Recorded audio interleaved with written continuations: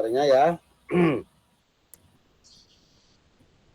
Bismillahirrahmanirrahim. Assalamualaikum warahmatullahi wabarakatuh. Waalaikumsalam warahmatullahi wabarakatuh. Alhamdulillahirabbil alamin, nasta'inuhu ala umuri dunya waddin, wassalatu wassalamu ala asyrofil anbiya'i wal mursalin wa ala alihi wa sahbihi ajmain, amma ba'du. Segala puji hanya milik Allah Subhanahu wa Ta'ala yang telah melimpahkan taufik dan hidayahnya kepada kita semua sehingga kita diberi kesempatan dan kesehatan untuk berkumpul dalam menuntut ilmu yang mulia ini. Salawat dan salam semoga senantiasa tercurah kepada junjungan kita, yakni Nabi Muhammad Sallallahu Alaihi Wasallam, beserta para keluarganya, para sahabatnya, dan seluruh umat beliau hingga akhir zamannya. Bapak dosen yang saya hormati dan yang dirahmati Allah, Bapak, Ibu, rekan sekalian yang saya hormati, semoga selalu dalam lindungan Allah Subhanahu wa Ta'ala. Amin ya Rabbal Alamin. Pada kesempatan yang penuh berkah ini, kita akan bersama-sama menyelami mutiara hikmah dari salah satu karya agung ulama besar Imam Al-Ghazali rahimahullah, yaitu kitab Bidayatul Hidayah. Kitab ini merupakan panduan dasar dalam menapaki jalan menuju hidayah Allah Subhanahu wa Ta'ala. Dan pada pertemuan kali ini kita akan membahas bab yang sangat penting dan mendasar, yaitu bab adab pergaulan dengan Allah dan makhluknya. Bab ini mengajarkan kepada kita bagaimana seharusnya seorang hamba menata hubungannya dengan Allah sebagai Sang Khalik dan juga dengan sesama makhluk ciptaannya, baik itu manusia maupun yang lainnya. Ini adalah fondasi penting dalam membentuk kepribadian muslim yang utuh, baik hubungan vertikal, hablum minallah, maupun horizontal, hablum minannas. Oleh karena itu, mari kita buka hati dan pikiran kita, siapkan catatan bila perlu, dan semoga bahasan ini menjadi jalan bagi kita untuk lebih mengenal Allah serta memperbaiki adab dan akhlak dalam kehidupan sehari-hari. Tanpa memperpanjang mukadimah, mari kita simak bersama-sama pemaparan dari para narasumber dan pemateri kita hari ini, dan semoga pembahasan ini membawa manfaat dunia dan akhirat. Sebelum menuju ke pemateri, saya akan menerangkan sedikit materi ini terlebih dahulu secara singkat. Ya. Adab dalam pergaulan diantaranya adalah yang pertama, pasal pertama, adab dengan Allah Subhanahu wa Ta'ala. Pasal ini menekankan bahwa hubungan antara manusia dengan Allah adalah hubungan yang paling utama dan tidak pernah terputus sama sekali. Sama dalam keadaan terjaga, tidur, musafir, maupun menetap. Allah senantiasa bersama dengan hambanya, terutama ketika hamba itu mengingat Allah dan merendahkan hati kepada Allah. Pasal yang kedua adalah adab orang alim atau guru. Pasal ini menekankan bahwa seorang guru tidak hanya dituntut untuk memiliki ilmu, tetapi juga harus menjaga akhlak dan adab dalam menyampaikan ilmunya. Seorang guru ideal adalah yang sabar, tidak mudah marah, dan memiliki wibawa. Memiliki wibawa serta menjauhi sifat sombong, kecuali dalam menghadapi kezaliman. Kemudian yang ketiga adalah adab seorang murid. Nah, ini adalah kita akan menceritakan adab seorang murid. Pasal ini menjelaskan secara terperinci mengenai adab dan tata cara atau tata krama seorang murid terhadap gurunya. Adab-adab ini mencerminkan sikap hormat, rendah hati, dan sopan santun yang harus dijaga oleh seorang penuntut ilmu atau seorang murid. Kemudian yang keempat adalah adab dengan ibu bapak atau orang tua kita. Pasal ini menjelaskan betapa pentingnya seorang anak menjaga adab dan sikap terhadap ibu bapaknya sebagai bentuk penghormatan, kasih sayang, dan ketaatan adab-adab tersebut. Mencerminkan akhlak mulia yang harus diamalkan dalam kehidupan sehari-hari yang sesuai dengan hadis Rasulullah Shallallahu Alaihi Wasallam. Ridullah fi ridul walidaini wa suhtullahi fi suhtil walidaini. Ya, itu mungkin Bapak sudah mengetahui lah terjemahannya ya. Kemudian yang kelima adalah adab dengan seluruh manusia atau seluruh makhluk di muka bumi ini. Kita harus memiliki adab, apalagi kita sesama manusia, hewan, dan yang lainnya. Dalam pasal kelima ini, Imam Al-Ghazali membahagiakan manusia selain daripada guru, murid, dan ibu bapak kepada tiga kelompok utama dan menetapkan adab-adab khusus dalam berinteraksi dengan setiap kelompok tersebut. Demikianlah paparan materi yang dapat saya sampaikan sedikit. Mungkin banyak salahnya karena saya itu adalah masih termasuk orang awam ya. Mohon maaf bila banyak kesalahan.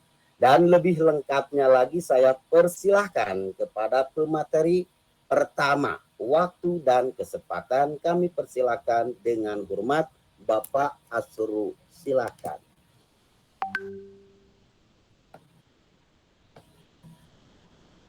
Oke, baik.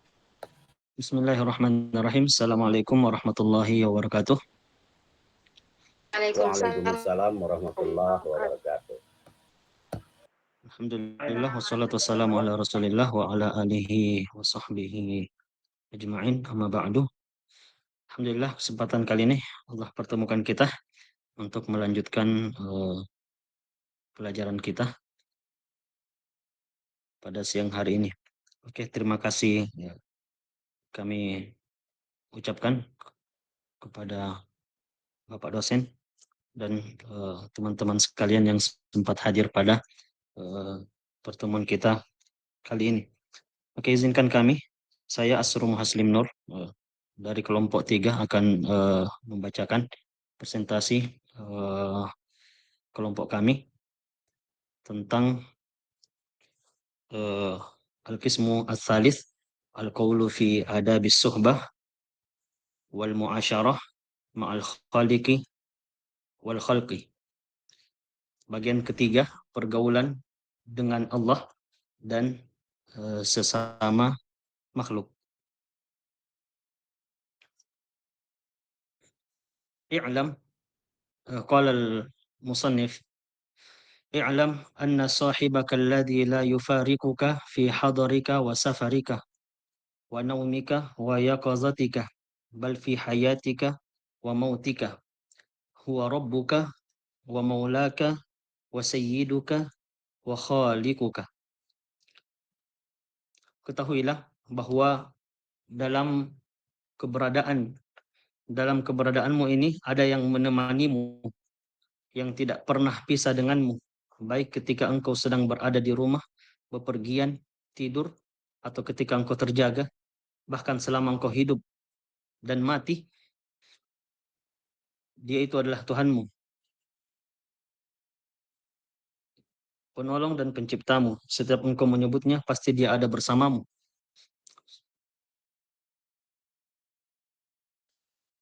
Wa mahma zakartahu fahuwa jalisuka idh qala ta'ala ana jalisu man zakarani. Setiap engkau menyebutnya pasti dia ada bersamamu, sebagaimana firman-Nya dalam hadis qudsi, ana jalisu man zakarani. Aku adalah teman duduk orang yang menyebut-nyebut atau berzikir kepadaku. Wa mahma inkasara qalbuka huznan ala taksirika fi haqqi rabbika fahuwa sahibuka wa mulazimuka idh qala rabbuka ta'ala. Dia juga setia menemanimu ketika engkau dalam keadaan cemas dan sedih disebabkan engkau teledor menjalankan kewajiban agama, sebagaimana firman-Nya dalam hadits qudsi, ana 'indal munkasirati qulubuhum min ajli. Aku akan selalu berada di sisi orang yang cemas dan bersedih hati disebabkan mengingatku. Falau araftahu haqqa ma'rifatihi lattakhaztahu sahiban wa taraktan nasa janiban. Apabila engkau mengenal Tuhanmu dengan sebenarnya, tentu engkau akan berusaha keras menjadikannya sebagai pendamping dan engkau akan mengesampingkan orang-orang selainnya, selain Tuhanmu.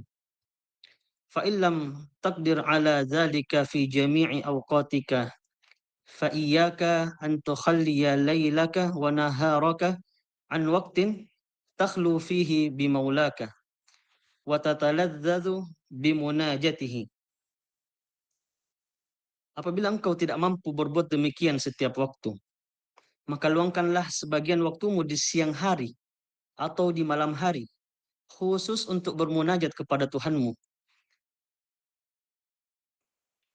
Wa 'inda dzalika fa'alaika an tata'allama adabas suhbati ma'allahi azza wa jalla. Ketika engkau sedang bermunajat, berarti engkau telah berhadapan dengan Allah Subhanahu wa taala.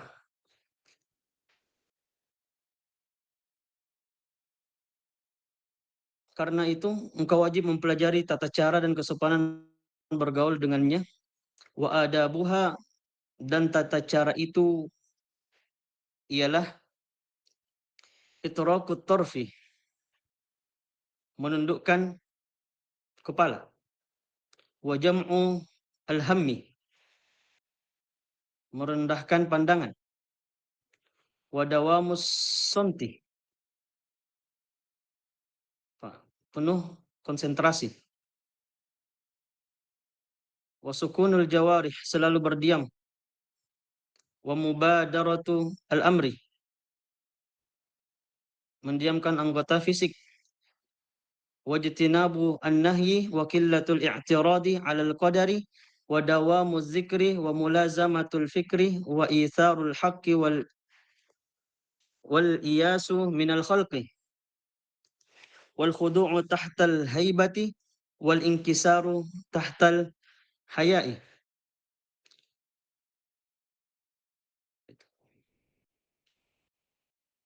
Menjalankan perintah dengan cepat, segera menjauhi larangan, tidak memprotes keputusan Allah atau takdirnya, aktif berzikir, selalu berfikir tentang nikmat Allah, memilih perkara yang hak dan meninggalkan yang batil, tidak terlalu banyak mengharap atau bergantung kepada selain Allah Subhanahu wa taala. Wasukunu an hiyalil kasbi thiqatan bid-dhamani wattawakkulu ala fadlillahi azza wa jalla ma'rifatan bi husnil ikhtiyari.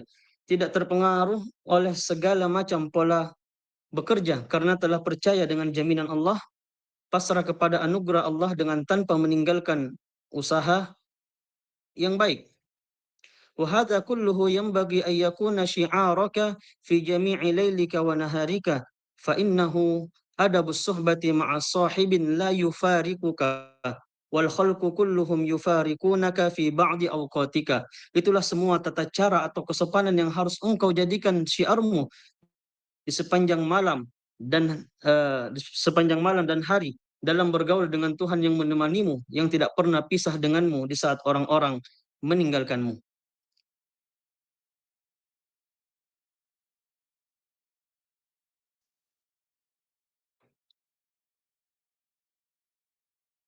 Fa in kunta aliman,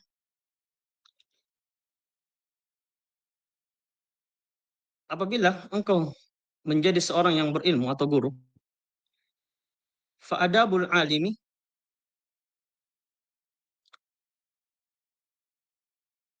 maka engkau harus memperhatikan sopan santun di bawah ini. Sa'atul ihtimal, waluzumul hilmi, wal julusu bil haibati ala samtil waqari ma'an nasi, wa tarkut takabburi ala jami'il ibadati ala jami'il ibadi illa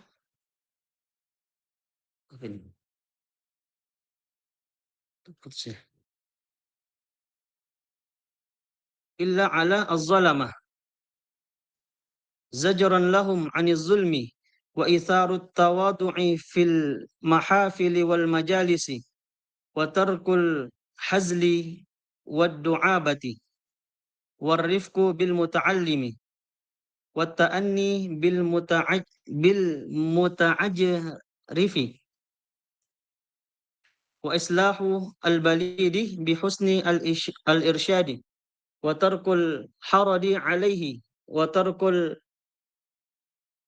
anfati min qawli la adri wa sarful himmati ila sa'ili wa tafahhumu su'alihi wa qabulul hujjati wal inqiyadu lil haqqi war ruju'u ilaihi 'indal hafwati wa man'ul muta'allimi min kulli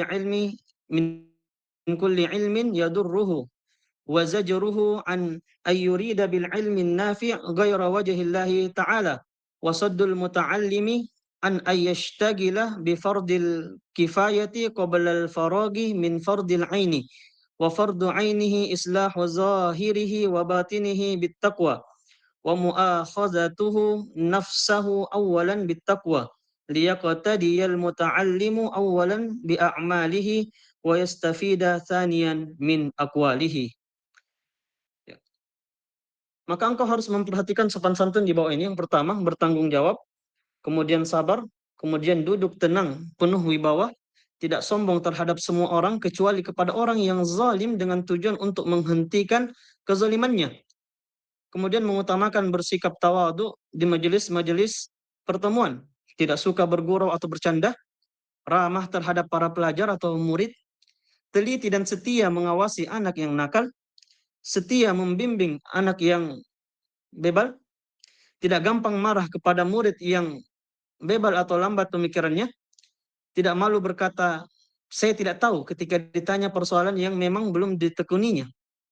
Kemudian memperhatikan murid yang bertanya dan berusaha menjawabnya dengan baik, menerima alasan yang diajukan kepadanya, tunduk kepada kebenaran dengan kembali kepadanya apabila kemudian melarang murid mempelajari ilmu yang membahayakan, memperingatkan murid mempelajari ilmu agama tetapi untuk kepentingan selain Allah, memperingatkan murid agar tidak sibuk mempelajari ilmu fardu kifayah sebelum selesai mempelajari ilmu fardu ain, memperbaiki ketakwaannya kepada Allah zahir dan batin, mempraktekkan makna takwa dalam kehidupan sehari-harinya sebelum memerintahkan kepada murid agar para murid meniru perbuatannya dan mengambil manfaat dari ucapannya.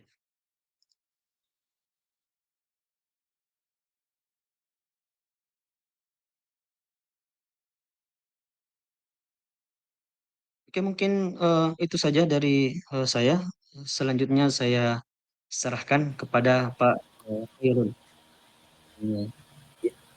Ya, terima kasih untuk Pak Asro penjelasan pemateri pertama. Mari kita lanjutkan ke pemateri selanjutnya. Yang kedua adalah Pak Khairul. Silakan Pak Khairul, waktu dan tempat. Terima kasih. Assalamualaikum warahmatullahi wabarakatuh. Waalaikumsalam warahmatullahi wabarakatuh. Yang kami hormati Bapak dosen dan juga teman-teman semua. Untuk pembahasan yang selanjutnya yaitu tentang sopan santun seorang murid. Wa in kunta muta'alliman fa adabul muta'allimu ma'al alim ayyabda'u bitahiyyati wassalam. Wa ayyukilla baina yadayhil kalama wa la yatakallama ma lam yas'alhu ustaduhu wa la yas'ala ma lam yasta'din awwalan wa la yakula fi mu'aradati qawlihi qala fulanun bi khilafi ma qulta wa la yusiru alaihi bi khilafi ra'yihi fayara annahu a'lamu bis sawabi min ustadihi wa la yusalla jalisahu fi majlisihi wa la yaltafita ilal jawanibi bal yajlisu muta'addiban mutariqan ka'annahu fis sholati wala yukthiru alaihi inda malaihi wa idza qama qama lahu wala yatba'ahu bi kalamihi wa su'alihi wala yas'alahu fi tariqihi ila an yablugha manzilahu wala yusi adzanna bihi fi af'ali dhahirunha munkaratun indahu fahu a'lamu bi asrarihi wal yadhkur inda dzalika qala Musa lil Khadiri alaihi salam qala aharaqtaha litughriqa ahlaha laqad ji'ta syai'an imra wa kaunahu mukhti'an fi inkarihi i'timadan ala dhahir. Adab atau sopan santun seorang murid. Apabila engkau menjadi seorang murid, maka perhatikanlah adab kesopanan terhadap guru sebagaimana berikut. Yang pertama, hendaknya memberi ucapan salam kepada guru terlebih dahulu ketika bertemu dengan seorang guru. Yang kedua, tidak banyak bicara di hadapannya. Yang ketiga, tidak berbicara selagi tidak ditanya gurunya. Yang keempat, tidak bertanya sebelum meminta izin terlebih dahulu. Yang kelima, tidak menentang ucapan guru dengan ucapan atau pendapat yang lain. Yang keenam, tidak menampakkan penentangannya terhadap pendapat gurunya, apalagi menganggap dirinya paling pandai daripada gurunya. Yang ketujuh, tidak boleh berbisik kepada teman yang duduk di sebelahnya ketika guru sedang berada di majelis. Yang kedelapan, tidak menoleh-noleh ketika sedang berada di depan gurunya, tetapi harus menundukkan kepala dan tenang, seperti dia sedang melakukan sholat. Yang kesembilan, tidak banyak bertanya kepada guru, kecuali dia dalam keadaan letih. Yang kesepuluh, hendaknya berdiri ketika guru berdiri dan tidak berbicara dengannya ketika dia sudah beranjak dari tempat duduknya. Yang ke-11, tidak mengajukan pertanyaan kepada guru di tengah-tengah perjalanannya. Yang ke-12, tidak berprasangka buruk ketika dia melakukan perbuatan yang zahirnya mungkar. Ketika seorang guru melakukan perbuatan yang kelihatannya itu tidak benar, sebab dia lebih mengetahui rahasia dari perbuatannya tersebut. Dalam kasus ini, si murid hendaknya mengingat ucapan Nabi Musa kepada Nabi Khidir, seperti yang diterangkan dalam Al-Quran, qala aharaqtaha litughriqa ahlaha laqad ji'ta syai'an imra. Nabi Musa berkata, mengapa kamu melubangi perahu itu yang akibatnya akan menenggelamkan penumpangnya? Sesungguhnya engkau telah berbuat sesuatu kesalahan yang besar. Dalam kasus ini Nabi Musa menyangkal perbuatan Nabi Khidir, karena Nabi Musa melihat dari sisi zahir saja apa yang dilakukan oleh Nabi Khidir. Kemudian yang selanjutnya yaitu sopan santun seorang anak kepada orang tua. Wa in kana walidani fa'addabul waladi ma'al walidain ayyasma'a kalamahuma wa yaquma liqiyamihima wa yamtathila amrahuma wa la yamsiya amamahuma wa la yarfa'a sautahu fawqa aswatihima wa yulaqbiya da'watahuma wa yahrisa ala talabi marudatihima wa yakhfidhu lahumal janaha wa la yumannana alaihima bil birri lahuma wala bil qiyami bi amrihima wala yang dura ilaihima syasron wala yuqattiba wajhahu fi wujuhihima wala yusafira illa bi idnihima. Apabila engkau memiliki kedua orang tua, maka hendaknya engkau memperhatikan sopan santun kepada mereka. Di antaranya yaitu mendengar ucapan mereka, kemudian berdiri ketika mereka berdiri untuk menghormatinya, kemudian menaati semua perintah mereka, tidak berjalan di depan mereka, tidak bersuara lantang kepada mereka, ataupun membentak, meskipun hanya dengan kata-kata hus.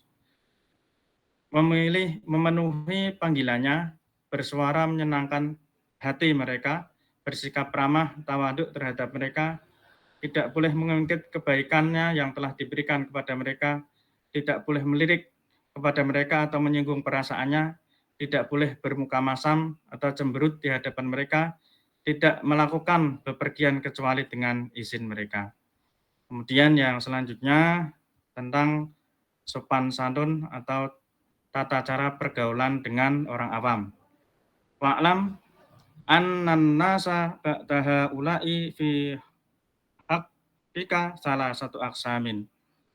Imma asdiqa'u wa imma ma'arifu wa imma mujahilun. Fa'i balita bil awamil majhulina. Benar. Fa in buliyat bil awamil majhulina fa adabul mujalasatil amati tarkul khawdi ma'ahum fi hadisihim wa qillatul isgha'i ila arajifihim wat taghafulu amma yajri min su'i alfadihim wal ihtirazu an kasrati liqalihim wal hajati ilaihim wat tasbihu lahum ala munkaratihim bil lutfi wan nushi inda raja'il qabuli minhum. Tata cara pergaulan dengan orang awam. Apabila engkau berada di tengah-tengah orang yang belum engkau kenal akrab, maka engkau hendaknya memperhatikan tata cara atau sopan santun sebagai berikut. 1. Tidak ikut campur dalam pembicaraan mereka. Tidak seberapa mendengar atau memperhatikan cerita-cerita bohong atau ucapan jelek mereka, melupakan kata-kata jelek mereka, berusaha tidak sering berjumpa dengan mereka, mengingatkan mereka dengan halus apabila mereka berbuat kesalahan. Kemudian yang selanjutnya, tata cara pergaulan dengan sahabat dekat. Wa amal ikhwatul asdiqa'u fa'alaika fihim wadifatani. Ahaduhuma an tatluba awalan surutas suhbati was-sadaqati fala tu'akhi illa man yasluhu lil ukhwati. Qala Rasulullah sallallahu alaihi wasallam al-mar'u ala dini khalilihi falyanzur ahadukum may yukhalilu. Tata cara pergaulan dengan sahabat dekat ada 2 hal penting yang harus engkau perhatikan dalam persahabatan, yaitu memilih sahabat. Kemudian tata cara bersahabat. Nah, dalam memilih sahabat, faida talabat rafiqan liyakuna syarikaka fit ta'allumi wa sahibaka fi amri dinika wa dunyaka fara'i fihi khamsa khisalin.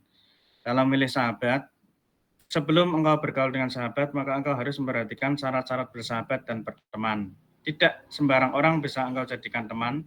Untuk itu janganlah engkau bersahabat kecuali dengan orang layak dijadikan sahabat. Rasulullah bersabda, Al-mar'u ala dini khalilihi falyanzur ahadukum man yukhalilu. Seseorang yang mengikuti atau menurut agama temannya, oleh karena itu hendaklah seorang di antara kamu melihat terlebih dahulu siapakah yang sekiranya pantas atau cocok dijadikan teman. Jika engkau mencari teman dalam belajar atau teman dalam urusan agama, maka pilihlah orang yang memenuhi 5 syarat, yaitu al-aula al-aqlu. Fala khaira fi suhbatil ahmaqi fa ilal wahsyati wal qati'ati yarji'u akhiruha wa qad yadurruka wa huwa yuridu an yanfa'aka wal aduwa wal aduwu akilu khairum minas sadiqil ahmaqi. Yang pertama, syaratnya orang yang berakal atau cerdas. Sebab bergaul dengan orang yang bodoh hanya mengakibatkan cekcok dan keretakan yang akhirnya akan jadi bermusuhan. Dia akan menyulitkan engkau sendiri. Sebenarnya musuh yang berakal itu lebih baik daripada teman yang bodoh. Sebagaimana ucapan Ali bin Abi Thalib yang nanti akan dilanjutkan oleh Pak Budi. Dari saya cukup sekian. Terima kasih. Monggo, saya kembalikan ke Pak Kasat. Terima kasih untuk pemateri yang kedua, yaitu Bapak Khairul Muttaqin. Begitu jelas ya. Mari kita lanjutkan ke pemateri yang ketiga, yaitu Bapak Budi Satriawan. Waktu dan tempat kami persilakan. Bismillahirrahmanirrahim. Assalamualaikum warahmatullahi wabarakatuh. Waalaikumsalam warahmatullahi wabarakatuh. Selanjutnya yang saya atau yang kami hormati Bapak dosen, dan juga kami berterima kasih kepada Bapak moderator sekaligus sebagai Bapak Kosma kita. Saya ingin melanjutkan apa yang dipaparkan oleh saudara kami, yaitu Bapak Khairul Muttaqin, yakni bagian sub memilih sahabat. Ini antara lain pertama orang yang berakal, al-ula bagian pertama al-aqlu, ialah orang yang berakal atau cerdas. Kemudian saya lanjutkan langsung biar untuk mempersingkat waktu saja. Langsung yang kedua, atsaniyatu, yang kedua husnul khuluqi, yakni berakhlak baik. Fala tashab man sa'a khuluquhu, janganlah kamu bersahabat dengan orang yang jahat akhlaknya, wa huwa alladzi la yamliku, yaitu orang yang tidak bisa mengendalikan nafsahu dirinya indal ghadabi ketika ia marah, wasyahwati dan ketika dia mendapatkan godaan tidak bisa mengendalikan godaan hawa nafsunya. Wa qad jama' wa qad jama'ahu al-qamatul utaridiyu, dan telah dirangkum oleh al-aqamah al-utaridiyu rahimahullahu taala fi wasiatihi, pada wasiatnya li abnihi, bagi anaknya, lama hadratul wafatu, ketika yang menjelang wafat, faqala ya bunayya, wahai anakku, idza aradta, apabila engkau ingin, antashaba, bahwa engkau bersahabat, insanan dengan seorang, fashab man idza, maka bersahabatlah dengan orang yang apabila qadam tahusonaka, memeres kemarahannya, wa idza suhibatahu, dan apabila engkau membantunya, zanaka, ia akan menjagamu, wa in qa'adat bika maunatun manaka, wa in qa'adat bika, dan jika engkau duduk bersamanya, maunatan manaka, maka ia akan menghormati dan menjaga kehormatanmu. Itulah sejatinya seorang sahabat. Saya langsung saja ke bagian yang ketiga, cara memilih sahabat. As-salisatu, ini slide yang ke salisah, slide 10. As-salisatu as-salahu, yakni orang yang soleh. Fala tashab fasiqan, maka janganlah engkau berteman dengan orang yang fasik. Musirran ala maksiatin kabiratin, yakni orang yang melakukan dosa yang secara terus menerus. Lianna, karena sesungguhnya, man yakhafullaha, karena sesungguhnya orang yang takut pada Allah itu, la yusiru ala kabiratin, tentunya tidak akan melakukan dosa besar secara terus menerus. Wa man la yakhafullaha, namun jika orang itu tidak takut pada Allah, la tu'manu, maka ia tidak beriman, tidak percaya dhailatahu, secara sepenuhnya. Bal yataghayyaru bitaghayyuril aghradi, bahkan pendiriannya berubah-ubah menurut keadaan dan kebutuhannya. Qala Allah azza wa jalla, sebagaimana yang telah difirmankan oleh Allah Subhanahu wa taala di Nabi sallallahu alaihi wasallam, wala tuti', dan janganlah kamu mengikuti man, orang yang aghfalna qalbahu, kami lalaikan hatinya, an dzikrina, dari mengingat kami, wattaba'a hawahu, serta mengikuti hawa nafsunya, wa kana amruhu furutan, maka yang sebagai itu dan adalah keadaannya itu melewati batas.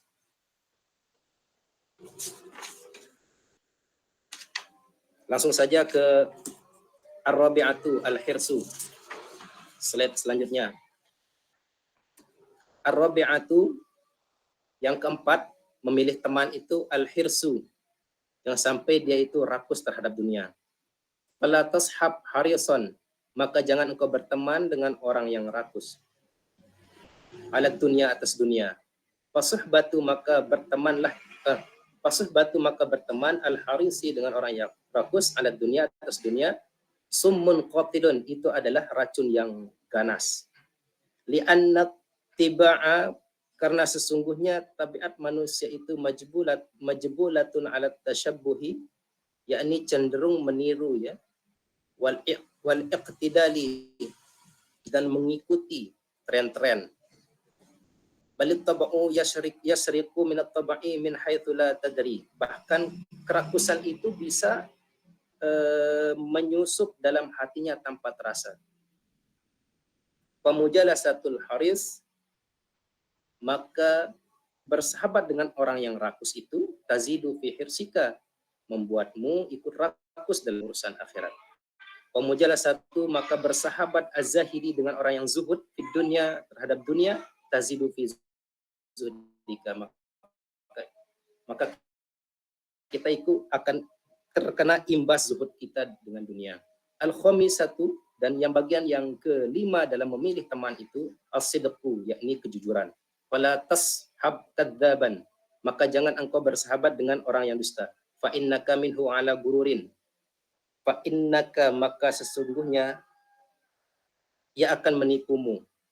Wa huwa mithlu saradi dan ia seperti fata morgana, ya, yuqarribu minkal ba'ida, yang seolah-olah tampak dekat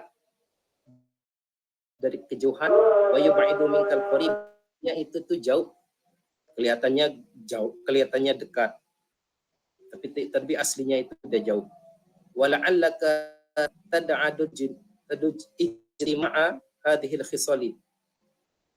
Jadi ketiadaan 5 sifat mulia di atas itu biasanya kita temukan fi sukanil madarisi, di tempat keramaian seperti sekolahan, wal majalisi, di dalam majelis-majelis, wal masajidi, dan di masjid-masjid.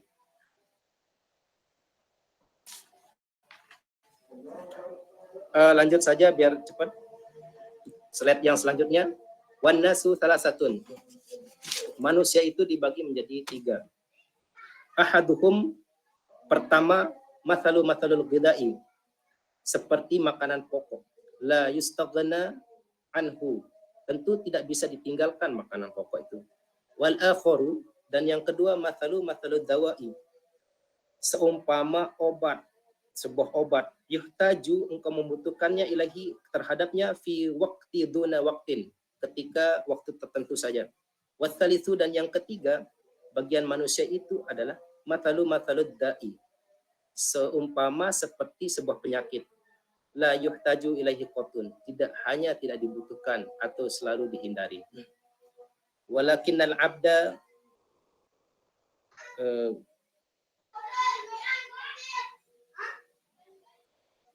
lanjut saja. Waqila la Isa, pernah ditanyai Nabi Isa alaihi salatu wassalam, man addabaka, siapa yang siapa yang mengajarkanmu akhlak? Faqala, maka beliau menjawab, ma addabani ahadun, tidak ada seorang pun yang mengajarkanku. Walakin, akan tetapi, ra'aitu, aku melihat, jahlal jahili, kebodohan orang yang bodoh, fatajannabtuhu, maka aku jauhi.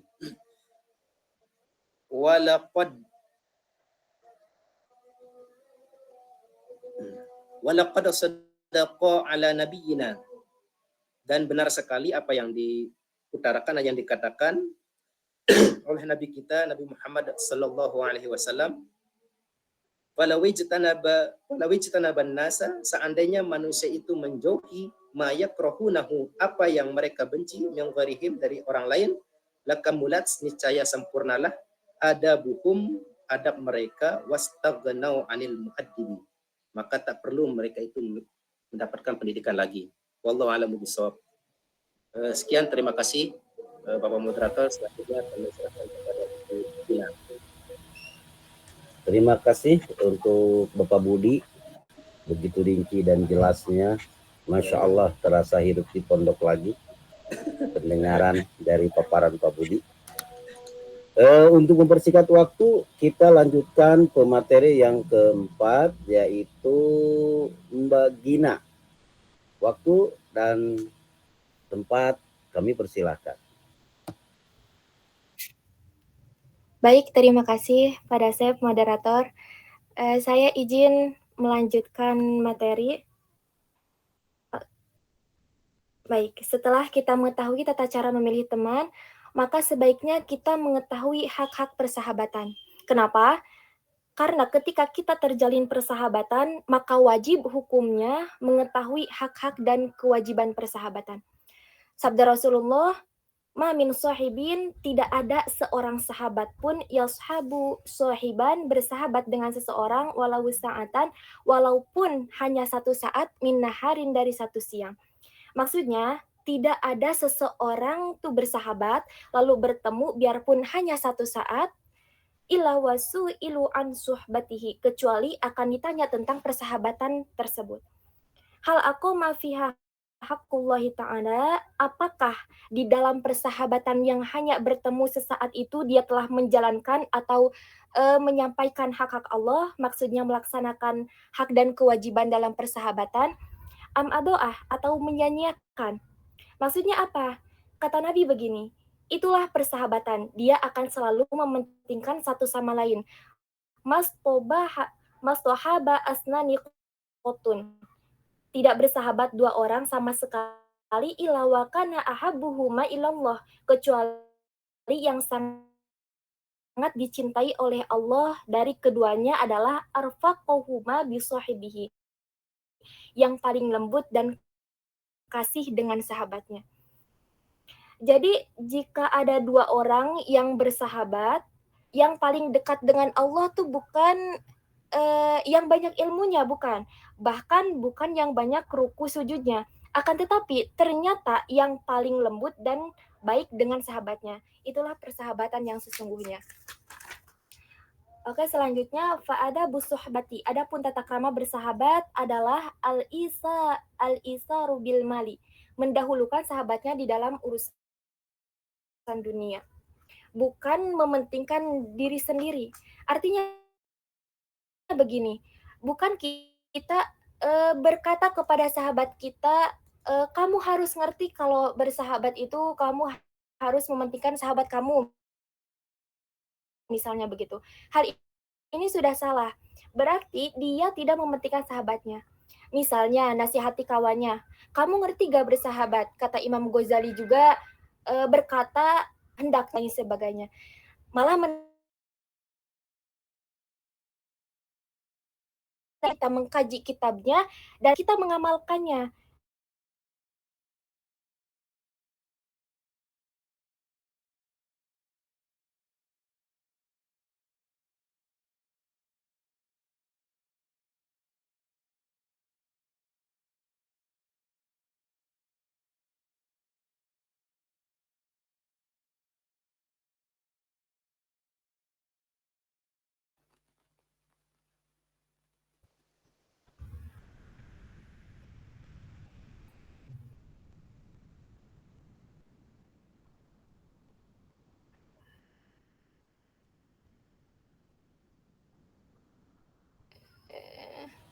Oke, Mbak Gita dilanjut. Mohon maaf, jaringan terputus, Pak. Ya, Tadi sama. sampai mana dengarnya? Tadi sampai mana, Pak, terdengarnya? Sampai Bogor.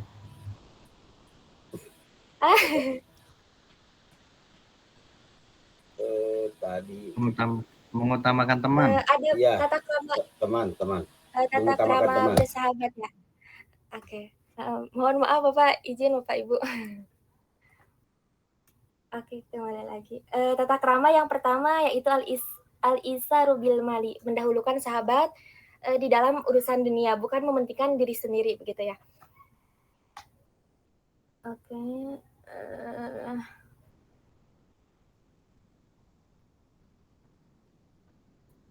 Nah, intinya jangan menasehati teman atau sahabat kita bahwa kita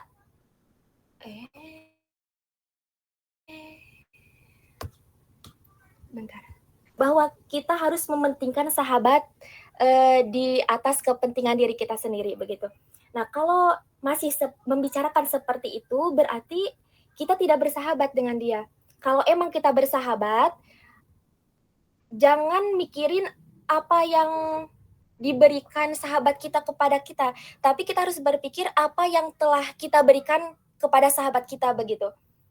Nah, selanjutnya tata krama selanjutnya yaitu wakit manusiri, menyimpan rahasia. Wasatrul uyubi, menutupi kekurangan teman kita atau menutupi aib teman kita, sahabat kita, menyampaikan pujian orang lain kepada teman kita, mendoakannya dan lain sebagainya. Jadi kesimpulannya begini, fayu'amiluhu bima yuhibbu li nafsihi ayyu'amala bihi. Hendaknya kita memperlakukan sahabat itu seperti kita ingin diperlakukan oleh sahabat kita. Maksudnya ini mengajarkan kepekaan gitu. Jika kita ingin didengar, maka kita harus jadi pendengar gitu, harus mendengarkan. Nah, jika persahabatan kita belum bisa memperlakukan dia sebagaimana kita memperlakukan dia sebagaimana kita memperlakukan diri kita, maka persahabatan itu fa'uhuwatuhu nifakun. Persaudaraannya atau persahabatannya itu munafik. Mesti hanya ingin menumpang saja di kendaraannya setiap pergi kerja, misalnya urusan bisnis atau kepentingan lain sebagainya seperti itu. Nah, jika persaudaraan atau persahabatan kita serius karena Allah, niscaya kita akan merasakan apa yang Ia rasakan dari kesusahan misalnya. Dan kegembiraan yang kita dapat pun tentu kita menginginkan sahabat kita merasakan kegembiraan itu.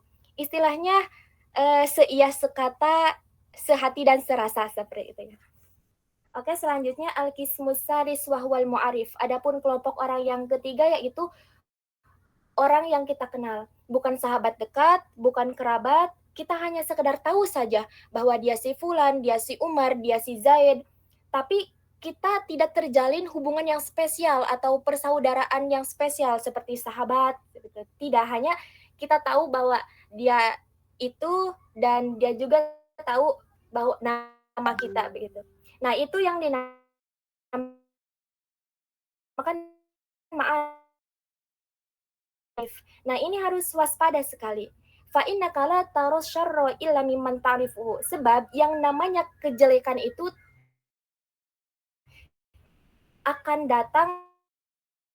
tidak akan datang kecuali dari orang yang selama ini kita kenal. Amma sodi, kalau teman, sahabat,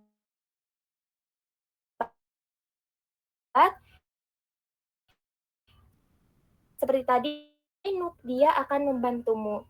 Nah, oleh karena itu kita batasi, jangan memperbanyak kenalan. Jika kita punya kenalan, misalnya di kantor, di masjid, di majelis, di kampus, di sekolah,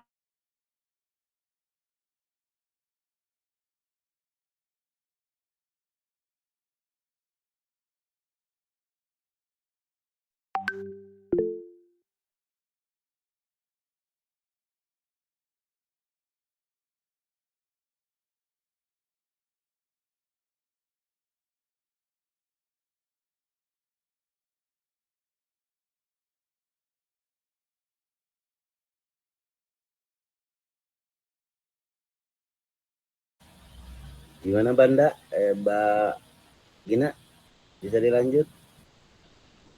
Terpental lagi sama jaringan.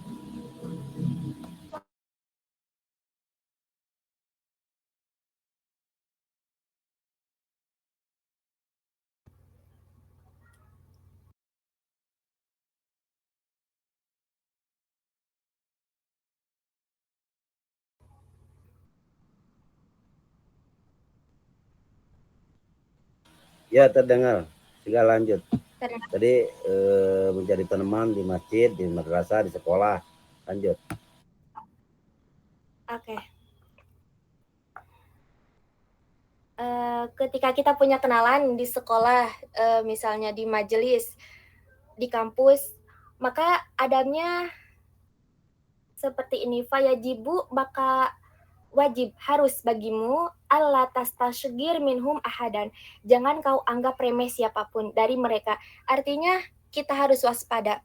Karena tadi dijelaskan bahwa fa innaka la tarasyarra illa mimman ta'rifu. Karena kejelekan itu tidak akan datang kecuali dari orang yang selama ini kita kenal. Artinya kita harus waspada. Seperti itu. Sekian penjelasannya pada Sep. Mohon maaf banyak halangan. Saya serahkan kembali kepada Bapak Moderator. Baik, terima kasih Mbak Gina, begitu jelas presentasinya. Alhamdulillah. Dari presentasi pertama hingga presentasi keempat itu jelas. Kami akan memberikan kesempatan untuk 3 penanya pertama, ya. Penanya pertama mungkin ada nantinya ada pembahasan dari satu pertanyaan itu, mungkin akan dibahas ya itu. Baik, saya akan dipersilakan untuk penanya pertama yaitu Bapak Muhammad Saim. Untuk sebelumnya Mbak Hasna bisa mencatat ya sebagai notulen. Bapak Muhammad Saim untuk penanya pertama, silakan.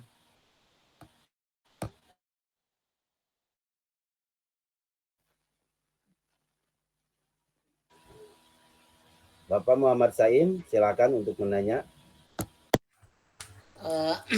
Assalamualaikum warahmatullahi wabarakatuh. Suara saya kedengaran?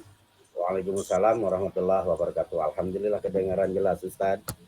Alhamdulillah, Masya Allah, barakallahu fiik. Alhamdulillah tadi sudah banyak ilmu dan juga banyak pembahasannya terkait tentang fi adabi as-suhbah wal ma'asyarah mal khaliqi wal khalqi. Masya Allah ya. Ini ada beberapa yang mungkin yang jadi diskusi ataupun pembahasan yang menarik di awail ya, di pembahasan di pertama. Dikatakan al-muallif rahimahullah taala di ibaratnya itu anna sahibaka alladhi la yufariquka fi hadarika wa safarika wa naumika wa yaqdhatika bal fi hayatika wa mautika huwa rabbuka wa maulaka wa sayyiduka wa khaliquka. Di sini ibarat yang sangat bagus sekali, sangat syumul. Yang ingin saya tanyakan itu mahma dzakartahu fahuwa jalisuka. Jadi di sini bahwa ada seperti pemahaman ataupun seperti penjelasan bahwa Allah itu bersama kita gitu ya, bersama kita. Konteks dari bersama kita itu bagaimana ya? Apakah Allah dimaknai memiliki tempat? Apakah Allah itu dimaknai ada di mana-mana? Ataukah Allah itu wujudnya tanpa tempat dan arah? Jadi begitu.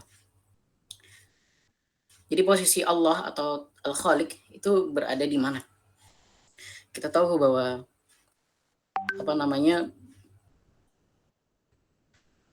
Allah itu adalah Allahu mawjudun bila kaifin wala jihatin wala makanin.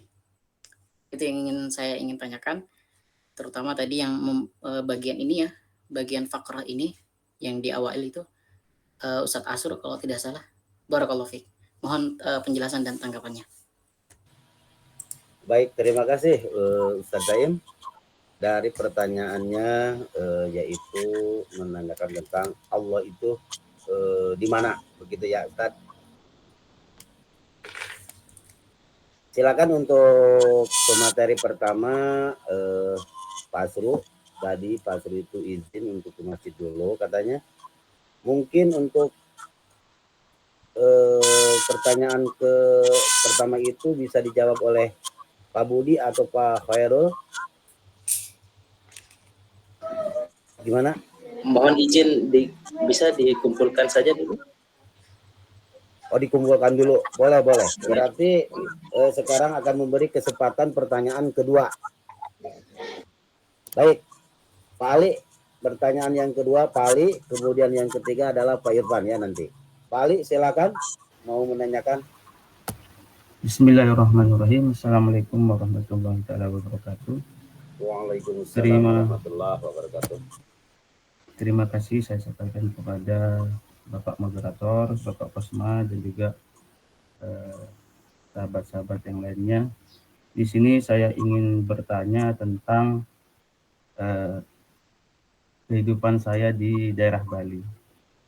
Tadi disampaikan bahwa cara kita memilih sahabat yaitu harus orang yang berakal, orang yang baik akhlaknya, orang yang soleh dan tidak tamak dunia, dan orang yang jujur. Di sini saya memiliki sahabat kebetulan dari agama Hindu. Itu kan beda akidah sudah beda akidah. Tapi orangnya itu sangat baik. Saat ada acara di rumah saya, beliau selalu hadir, membantu, menolong, dan juga sebaliknya.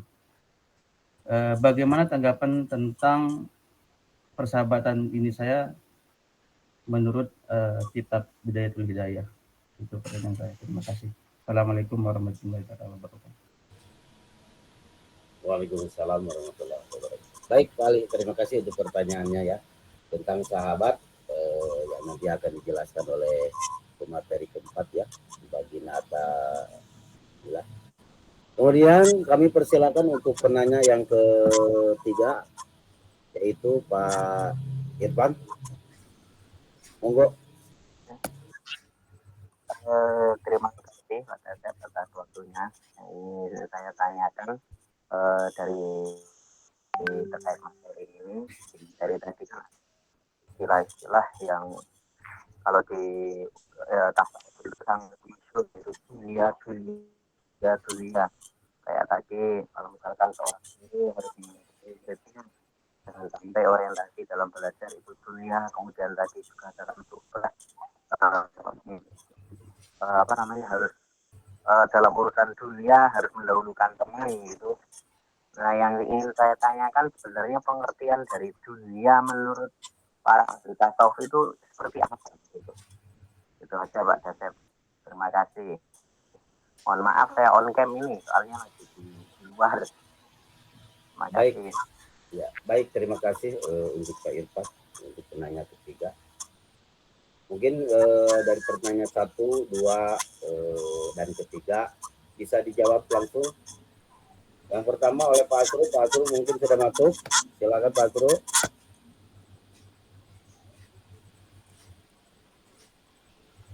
Pak Asrul, apakah sudah masuk Pak Asrul?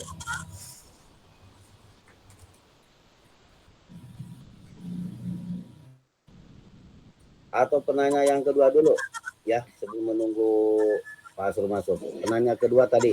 Ya. Silakan untuk Pak Budi. Pak Coba saya ingin ya. Gimana? Tadi pemateri kedua Pak. Boleh Pak Budi, silakan. Iya. Pertanyaan pertama ya dari saudara kami Pak Muhammad Soim. Saya ingin menjawab secara singkat saja, mungkin nanti teman-teman yang lain juga menambahkan. Terkait, coba saya ulangi dulu ya redaksinya, terkait Allah Subhanahu wa taala itu memiliki posisi atau tempat gitu ya. Begitu ya. Begitu konteksnya ya. Jadi terkait dengan tempat atau posisi letak tempatnya bermakom itu Allah Subhanahu wa taala itu. Jadi Allah Subhanahu wa taala itu tidak bertempat, tidak memiliki tempat, tidak serupa dengan makhluk. Kalau seandainya dia memiliki tempat, berarti dia sama dengan makhluknya. Maka hal ini memang sudah diperkuat, laisa kamitslihi syai'un, tidak ada sesuatu apapun yang serupa dengan Allah, baik itu posisinya, tempat dia berada. Maka kalau ditanyakan secara jelasnya, secara tegasnya, Allah itu memiliki tempat enggak? Nah, itu bahkan Imam Abu Hanifah pun tidak tahu apakah Tuhan itu, apa Allah itu ada di langit atau di bumi. Nah, seperti itu ya.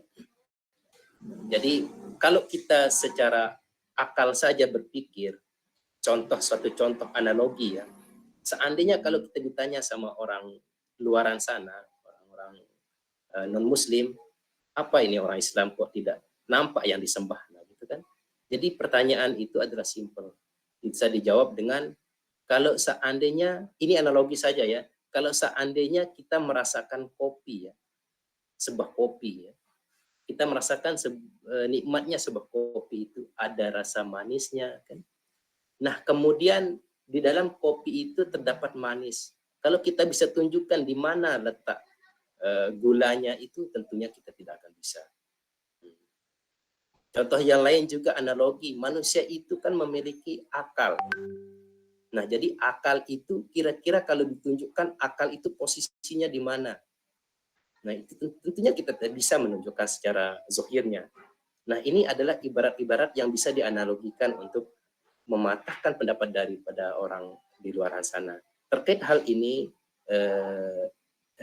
jawaban sederhana yang saya sampaikan dari keterbatasan ilmu saya, bahwa Allah itu tidak memiliki tempat. Mungkin itu saja, mungkin nanti bisa ditambahkan oleh teman saya. Terima kasih. Maaf. Halo, maaf. Berarti konteks untuk ibarat di mu'allif ini apa maksudnya? Wa mahma dzakartahu fa huwa jalisuka. Jadi maksudnya apa itu berarti? Bisa menambahi, Pak? Konteks dia ada bersamamu itu apa maksudnya? Izin, Pak. Silakan. Bisa menambahi? Mungkin terkait dengan konteks Allah bersama kita, Allah jalisun, ya itu ya. Di sini maksudnya bahwa ungkapan ini sangat mendalam ya. Maksudnya Allah itu bersama kita, Allah itu hadir. Yang dimaksud hadir itu dekatnya Allah. Ketika kita atau kita melakukan sesuatu, Allah itu maha tahu, ya, maha mengetahui, sehingga kita merasa kita itu selalu diawasi. Ya. Kemudian juga bisa bermakna ketika kita meminta sesuatu, ya, Allah itu pasti akan selalu mengabulkan. Akan tetapi pengabulannya Allah kan kita kadang tidak sesuai dengan keinginan kita, karena Allah itu memberikan sesuatu yang kita butuhkan, bukan sesuatu yang kita inginkan. Jadi sesuai dengan di surat Qaf ayat 16 itu yang berbunyi wa nahnu aqrabu ilaihi min hablil warid, bahwa Allah itu lebih dekat daripada urat nadinya manusia sendiri, bahwa Allah itu maha tahu atas segala sesuatu yang kita kerjakan. Sehingga ya kita sebagai manusia ya harus senantiasa menganggap Allah itu selalu bersama kita. Itu maksudnya, mungkin nanti bisa ditambahi yang lain. Terima kasih, Pak. Mohon maaf. Baik, Pak Saim, bisa saya tambah? Maaf ini. Tadi sebelum menambahkan, jadi gini. Berarti kalau Allah bersama kita itu, berarti Allah itu masuk ke alam ya? Masuk ke dalam alam. Baik. Dari kutipan Bidayatul Hidayah, yang dimaksud dengan Allah bersama kita, saya tambahkan ya. Maaf nih, saya juga awam. Cuma nambah ya.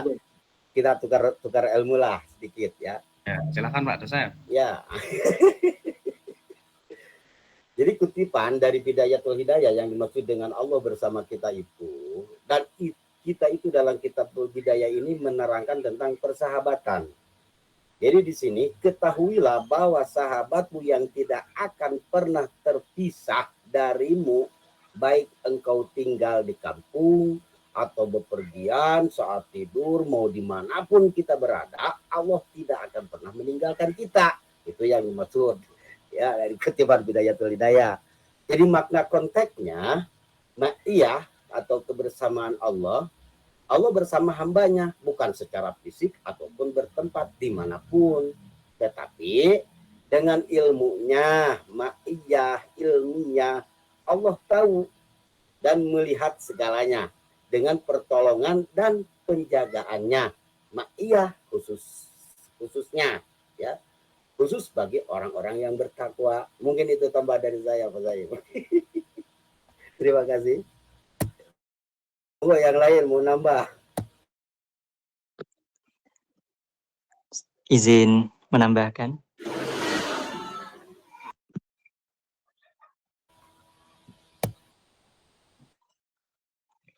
Bismillahirrahmanirrahim. Ada sebuah kaidah al-aslu fil kalami al-haqiqah. Aslinya kalam itu dimaknai dengan makna hakikat. Illa idza ta'adzara, kecuali kalau tidak bisa dimaknai makna hakikat. Maka kalau tidak bisa dimaknai dengan makna hakikat, lafaz tersebut dimaknai dengan makna yang sesuai alias dengan makna majas.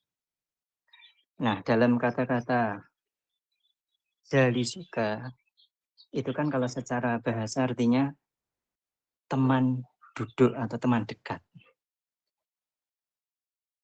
Nah, itu kalau dimaknai secara hakikat kan menunjukkan bahwa yang bersangkutan yaitu antara Allah dengan hambanya itu ada dalam satu tempat.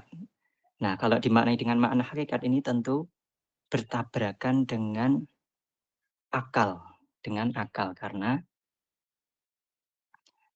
secara akal mustahil Tuhan itu memiliki bertempat.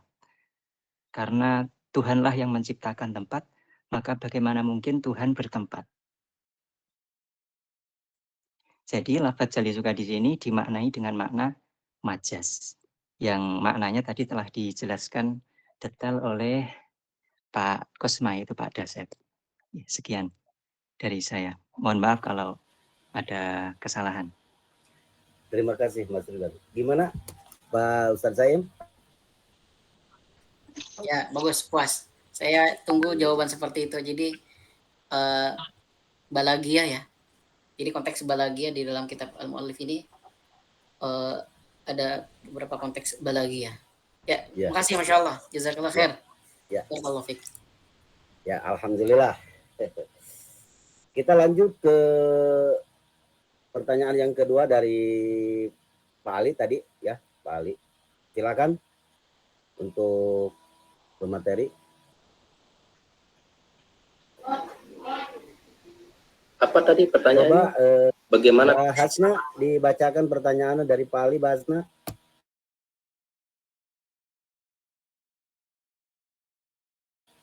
Tadi Pak Ali katanya kalau nggak salah pertanyaannya adalah ada sahabat yang non muslim, katakan non muslim ya Pak Ali. Ya, tetapi beliau itu baik sama kita gitu kan, sering bantu menolong, itu mungkin gitu ya Pak Ali. Ya.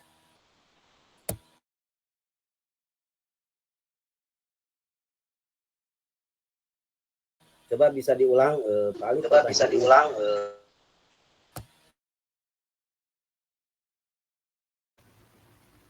Baik, pertanyaan saya, cara-cara kita memilih sahabat tadi sudah dijelaskan. Yang pertama yaitu orang yang berakal atau pintar, orang yang baik akhlaknya, orang yang soleh, yang tidak tamak dunia, dan orang yang jujur. Kemudian dalam hal ini saya memiliki teman agama lain, gitu. Karena saya tinggal di tempat yang heterogen, jadi teman saya itu jika saya ada acara membantu saya dan juga sebaliknya. Nah, dari tanggapan pemateri dalam kitab Bidayatul Hidayah itu bagaimana tentang hal itu, persahabatan yang saya jalin di lain akidah dalam arti seperti itu, berbeda agama. Ya, baik, terima kasih Pak Ali. Sudah jelas Pak Budi? Ya, jelas. Silakan untuk dikomen.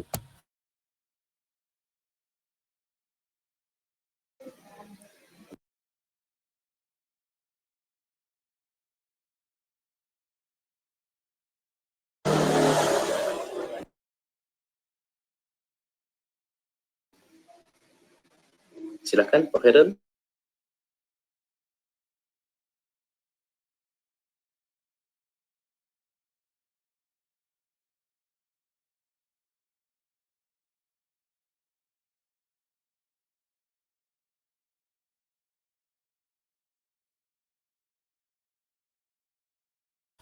Pak Khairul silakan menanggapi pertanyaan dari Pak Ali.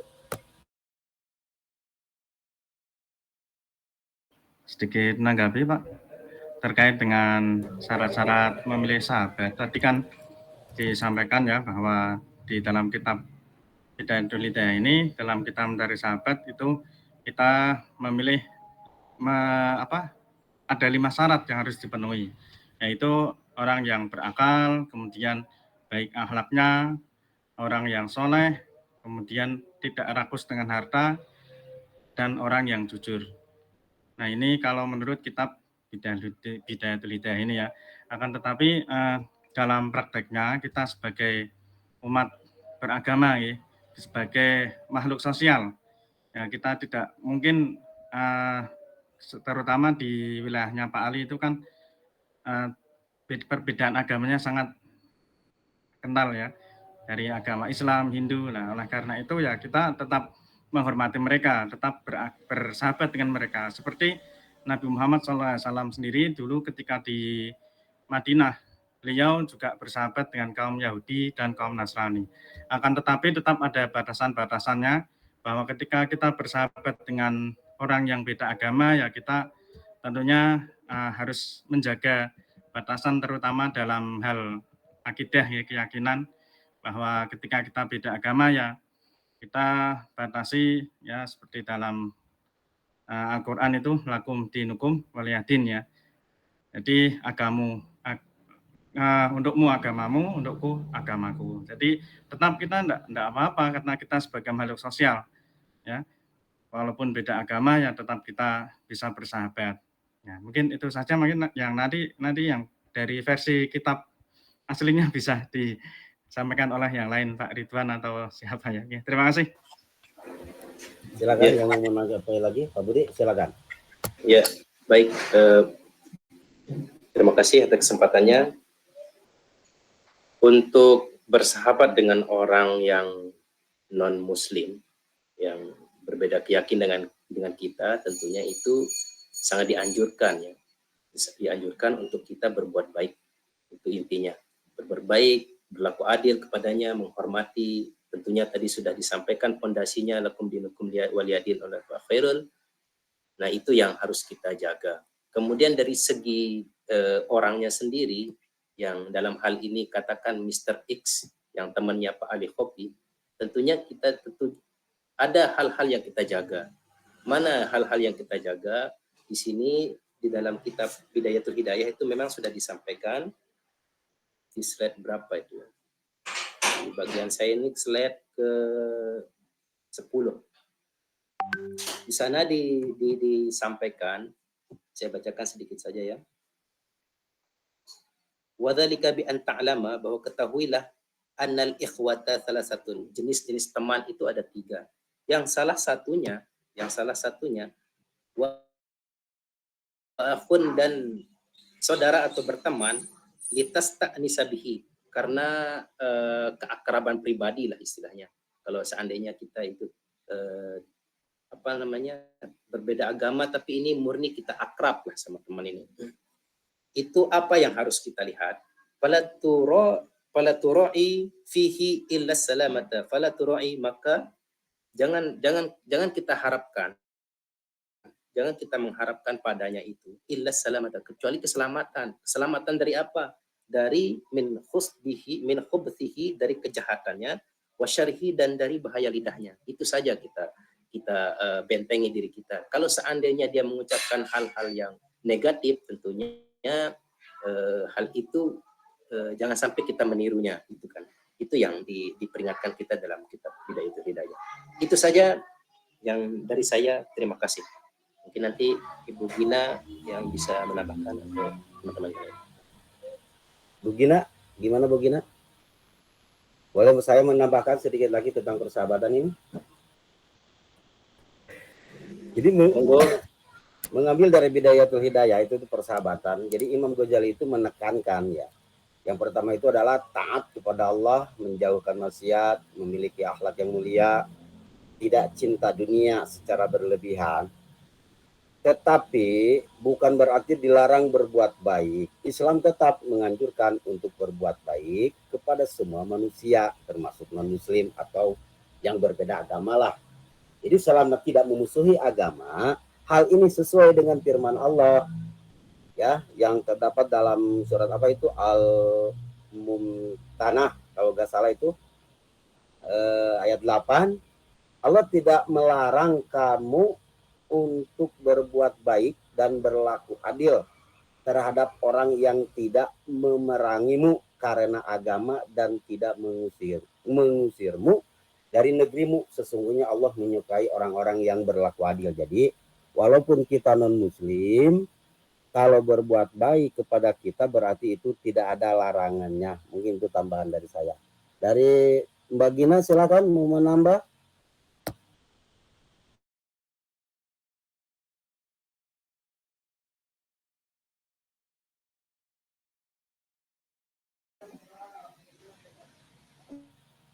Atau gimana Pak Ali? Udah cukup jawabannya?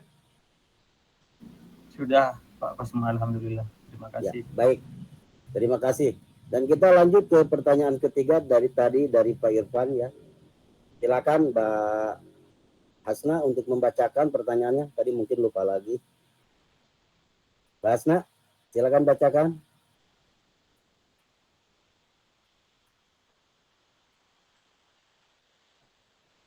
Atau Pak Irfan bisa mengulang lagi, Pak Irfan, satu kali lagi, Pak Irfan.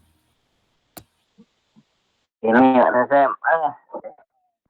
di redaksi kita itu kan banyak sekali tadi ada kata dunia di awal, apa namanya, kita nggak boleh apa namanya, misalkan sebagai guru itu nggak harus mengarahkan murid, jangan sampai murid itu belajarnya orientasinya ke perkara dunia. Terus juga dalam bersahabat kita harus apa namanya, mendahulukan sahabat kita dalam masalah urusan dunia. Yang saya tanyakan, pengertian dunia itu secara tasawuf itu sebenarnya seperti apa gitu? Sudah jelas ya Pak Dasep?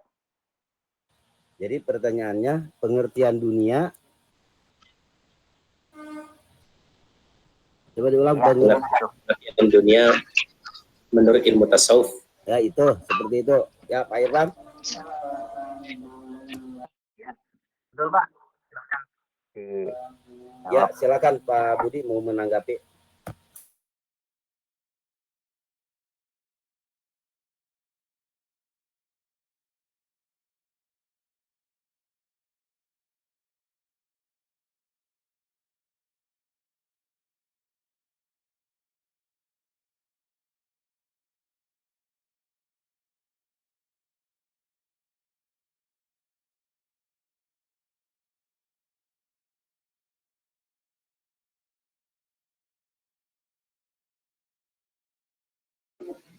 Silakan Bu Khairul. Atau Pak Khairul silakan. Pak Asru udah masuk belum? Pak Asru belum? Oh ya, baik. Saya biar mempersingkat waktu, saya kasih spoiler saja, mungkin nanti Pak Khairul dan Pak Asru menambahkan dan Bu Gina. Jadi dunia menurut pandangan ilmu tasawuf, ya, dunia itu memiliki pengertian memang dari segi tasawuf itu dengan pengertian yang lebih dalam dari sekedar hanya tempat kita tinggal di dunia ini secara fisiknya, ya. Tapi dunia itu ternyata dipandang hanya sementara untuk menipu kita. Untuk ahlinya nanti siapa ini ahlinya. Tapi pada intinya dunia itu sementara dan menipu serta menjadi salah satu penghalang utama bagi kita, bagi seorang muslim muslimat, mukminin mukminat itu untuk mendekatkan diri kepada Allah. Di mana seperti itu kita katakan kalau orang tasawuf itu kan tidak ada istilah subhat, tidak ada istilah makruh, dia langsung haram sama halal, itu aja pemikirannya. Jadi hal-hal yang berhubungan dengan dunia itu dianggap itu adalah fana, adalah menipu. Maka pondasinya dari segi bahasa ad-dunya mazra'atul akhirah itu adalah dunia menuju jalan ke akhirat, itu memang pas. Di mana orang tasawuf ini dia mendekatkan dirinya itu seperti yang disampaikan di kitab Bidayatul Hidayah itu, dia memiliki dua pilihan. Bisa dilihat di slide ya. Fa'alaika bi ahadi amrayni, maka kamu hanya mempunyai dua pilihan. Di antaranya itu al-uzlati, yaitu menyendiri, wal infiradi, dan menjauh. Fafiha, maka di dalamnya itu salamatuka, ada keselamatan. Jadi dengan hanya menyendiri dan menjauh, itulah hal yang terbaik bagi orang yang tasawuf terhadap dunia ini. Itu ya garis anunya, ya, garis besarnya. Itu saja. Terima kasih. Mungkin nanti ditambahkan oleh teman-teman sekalian. Pak Khairul, silakan.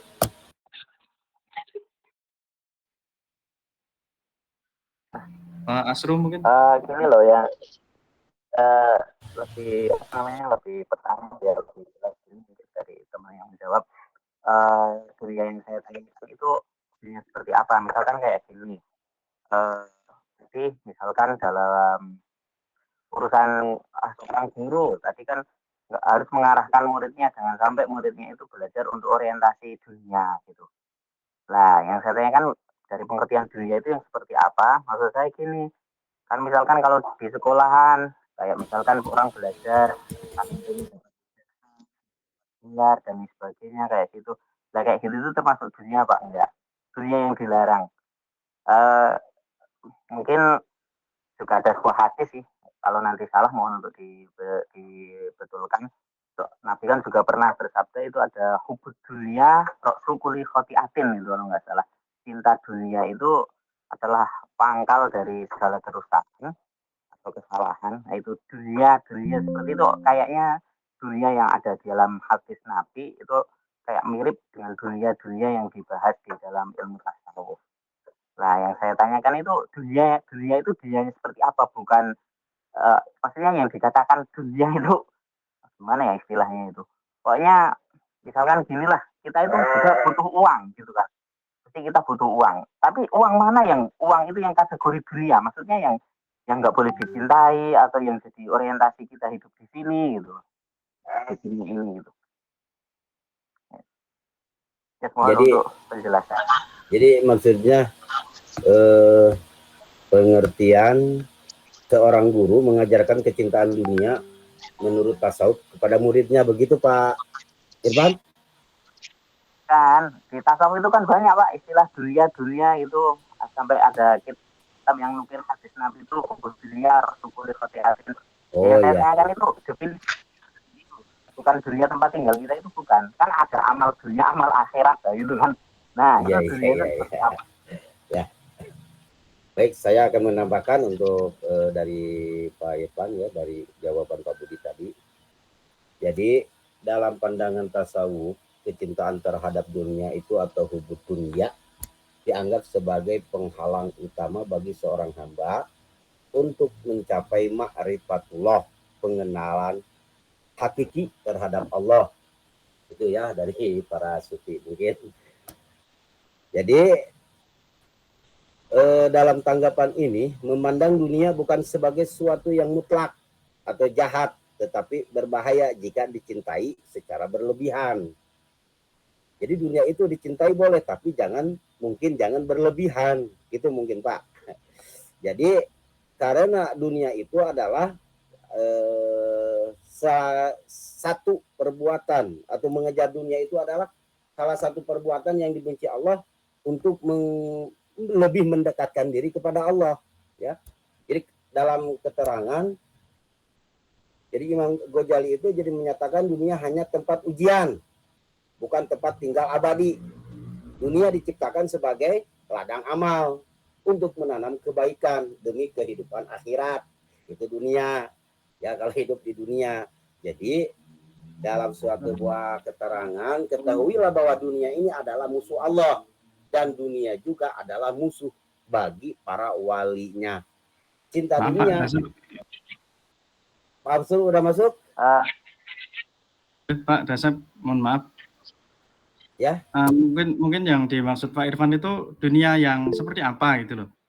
Nah, dunia. Ya, silakan. Itu kan berarti kalau yang seperti kita ketahui bahwa dunia itu ada harta ya, ada uang, terus nanti ada tahta kekuasaan, juga wanita, ya itu kan juga termasuk dunia lah. Mungkin dunia-dunia seperti itu yang diharapkan jawaban dari Pak Irfan, atau mungkin Pak Irfan sendiri sudah mengetahui sebetulnya jawabannya itu yang diinginkan seperti apa gitu loh. Ya mungkin silakan. Pak Irfan udah tahu itu.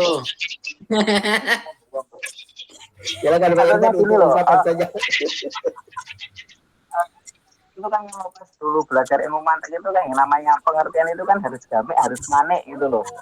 Harus mengumpulkan dua yang masuk di dunia dan harus manek mencegah sesuatu yang nggak masuk dalam tarif dunia. Makanya itu sampai saat itu Pak Ridwan tuh. Saya kadang lihat Pak Ridwan. Silakan Pak Ridwan. Pak Ridwan. Dalam banget nih pertanyaannya.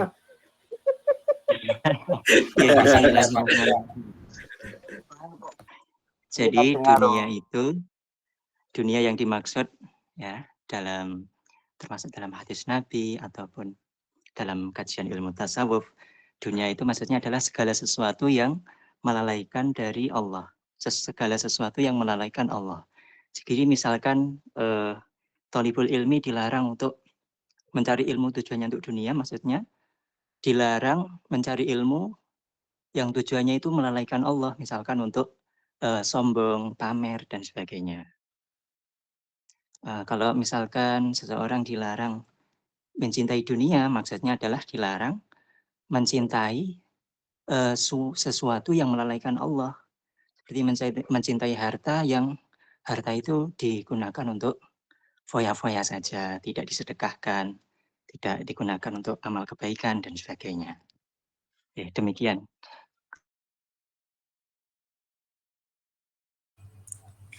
Kalau Gimana? ini sebutnya mafhum mukhalafah ya. Ya Pak Ridwan ya. Nggih.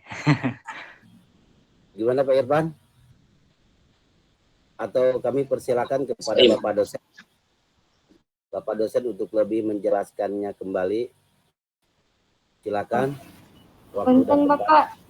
Bapak Ya. dosennya sudah keluar duluan karena ada acara. Oh, ya udah.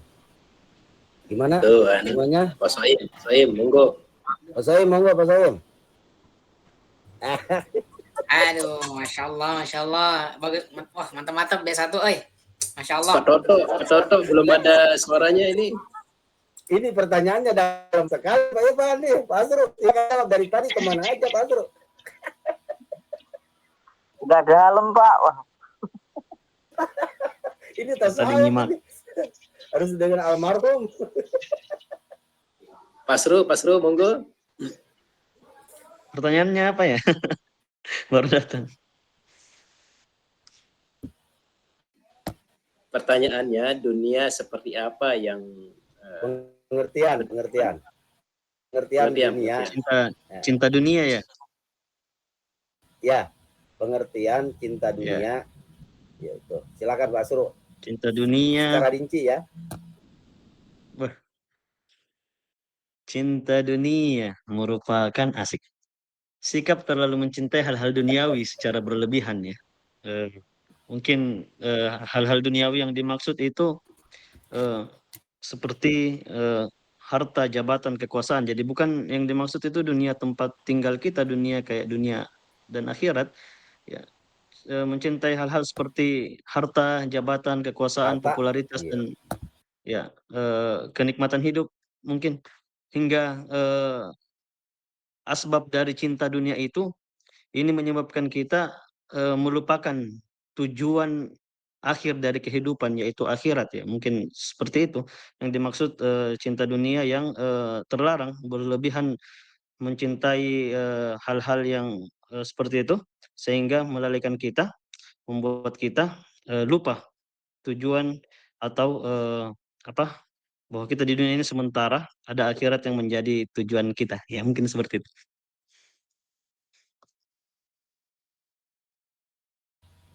Gimana Pak Irfan? Ya, terima kasih Pak jawabannya. Ya oke. Kalau begitu, gimana Mbak Cindy waktunya? Masih adakah waktunya Mbak Cindy? Jika masih ada yang ingin bertanya, silakan dilanjut. Jika tidak Silakan. ada, boleh Lanjut katanya, dilanjut yang mau bertanya. Sebenarnya saya ini mau ada pertanyaannya sih. Saya mau tanya. Saya mau tanya dulu, Ustadz. Mohon maaf yang sudah bertanya nanti dulu. Saya dulu yang bertanya. Saya belum puas, Saya juga nih ada pertanyaan nih masalah apa itu waktu sebelum sujud. Nih, begini ada pendapat yang didahulukan itu adalah apa itu dengkul. Apa itu boleh tangan dulu atau kaki dulu atau dengkul dulu nih waktu kita mau sujud? Itu pertanyaan saya. Silakan yang mau jawab. Ini korelasinya apa di pertemuan ini? Pada saya. Ya justru itu. Korelasi kemarin waktu sholat saya belum sempat tanya itu, lupa. Oh. Itu mau dijawab Pak Ridwan itu. Kalau di kepalanya ada bisul, ya lutut dulu. Kalau lututnya ada bisul, Kepala dulu. Dan ada yang dari beberapa imam itu ada yang lutut dulu, ada yang tangan dulu waktu kita kena ke tempat bumi waktu sajadah. Tinggal Pak Ridwan. Coba jelaskan Pak Ridwan. Oke, bismillahirrahmanirrahim. Ini saya menyampaikan apa yang ada di dalam mazhab Syafi'i. Mungkin di mazhab selain Syafi'i mungkin berbeda. Dalam mazhab Syafi'i, sujud itu sunahnya mendahulukan meletakkan lutut, baru kedua tangan. Tapi kalau tangan terlebih dahulu, hukumnya makruh. Karena ada hadisnya, kalau nggak salah, Nabi melarang kalau sujudnya itu menyerupai duduknya hewan apa, lupa. Nanti bisa dicek hadisnya. Nggih.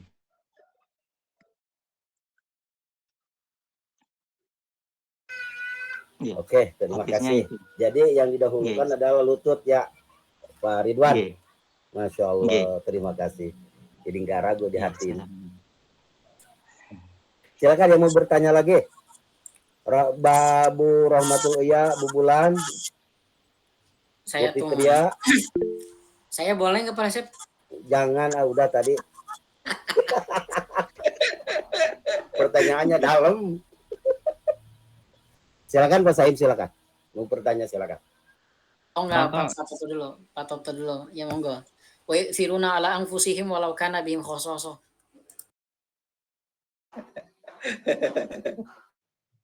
Dunia Pak. Boleh. Silakan, mau bertanya lagi siapa? Pak Toto itu silakan. Pak Toto silakan Pak Toto. Masih ada waktunya ini Pak, maaf.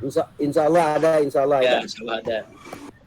Kan di jadwalnya nyampe jam berapa tadi? Jam 3.20 ya kalau nggak salah ya? Iya, 3.20. Nggak apa-apa, ini 38, ada bonus. Nggak apa-apa, ini nggak apa-apa ya. Nggak. Aduh ya Allah, ya Rabbi, ya Allah, ya Allah. Ini tergantung moderator berarti ya? Kebetulan moderator itu Kosma, jadi yang bertanggung jawab untuk kelas kita. Berat juga ada tanggung jawab banyak. Baik. Terima kasih kepada Pak Moderator atas kesempatannya. Di sini saya akan bertanya perihal adab atau tata krama berteman ya, atau bersahabat. Ya seperti tadi yang sudah ditanyakan sama Pak Ali mungkin ya, salah satunya. Di sini saya menggarisbawahi yang poin nomor 4. Ar-rabi'atu alla yakuna harison ala dunya, yaitu janganlah bersahabat atau berteman dengan orang-orang yang rakus terhadap dunia. Kenapa pasuhbatu harisin ala dunya? Karena bersahabat atau berteman dengan yang rakus terhadap dunia itu sumun qatilun, racun. Racunnya itu bukan racun biasa ya, tapi racun-racun yang bisa sampai mematikan.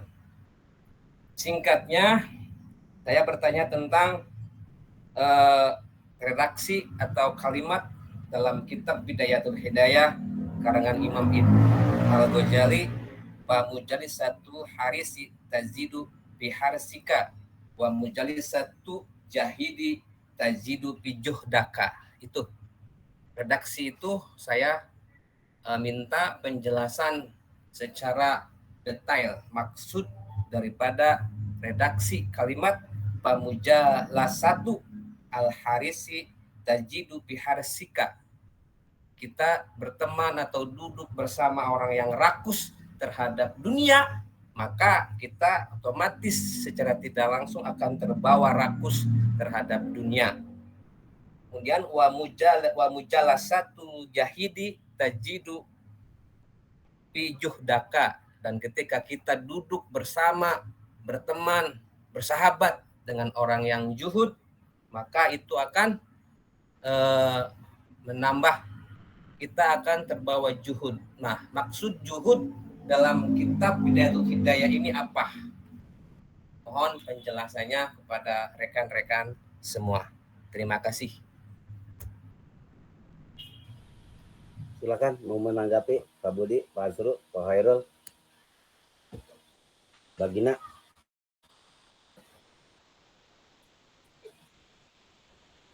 Pak Azru, jangan hilang dulu.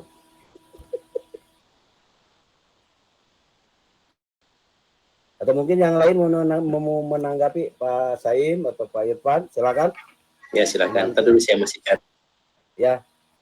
Atau Pak Ali, Pak Jamal mau menambahkan, silakan mau menjawab pertanyaan dari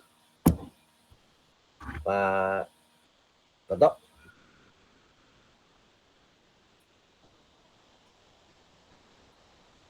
Atau Pak Budi, langsung aja Pak Budi, silakan.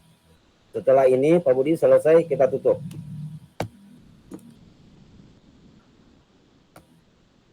Kita dulu ya.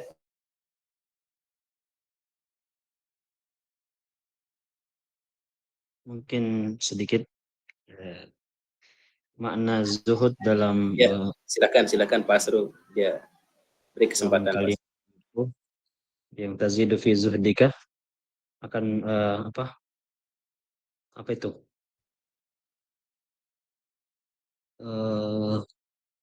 Menambah apa itu? Menambah kezuhudan ya. Ya. Zuhud itu memuja satu zahidi di dunia. Zuhud itu sikap menjauhkan hati dari ketertarikan pada dunia, bukan dengan meninggalkan dunia, bukan. Tetapi ada yang lebih utama daripada itu, ya, mengutamakan akhirat dan tidak menjadikan dunia sebagai tujuan utama dalam hidup ini. Ya. Ada yang berpendapat juga bahwa zuhud itu bukanlah dengan meninggalkan harta, tetapi dengan lebih yakin terhadap apa yang di sisi Allah dibandingkan apa yang ada di tangan kita masing-masing. Ya. Ada juga yang berkata bahwa zuhud bukanlah mengharamkan yang halal atau menyanyiakan harta. Zuhud adalah engkau lebih yakin pada pahala Allah daripada apa yang ada di tanganmu masing-masing. Ya, seperti itu kurang lebih tentang zuhud yang dimaksud. Allah alam bagaimana apanya penjelasan lebih ininya, lebih jelasnya. Ya, mungkin itu dari saya. Ayo, ada yang mau menambahkan? Mungkin Pak Ridwan atau Pak Toto cukup?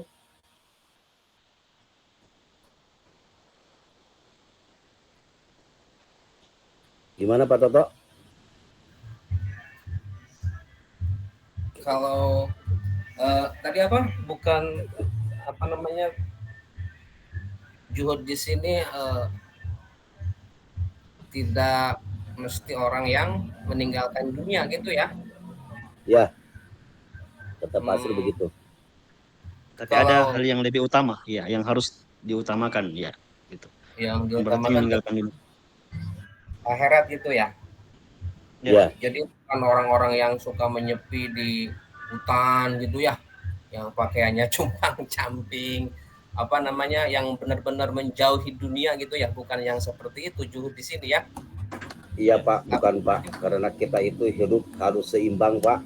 Kalau kata Sayyidina Ali itu, didiklah anak-anakmu sesuai dengan zamannya. Nah, itu kata Sayyidina Ali seperti itu. Enggak, kalau masalah juhud di sini kan mungkin teman-teman juga pernah mendengar ya kisah tentang Ibrahim bin Adham. Ya. Meninggalkan hartanya, dia pergi ke hutan gitu untuk meninggalkan dunia, dan itu kalau nggak salah dia bertujuan untuk supaya lebih dekat dengan Allah. Ya itu marifat Pak. Enggak, maksudnya itu juhud juga kan di situ. Oh, iya. Apa juhud versi dahulu dengan juhud versi sekarang berbeda gitu.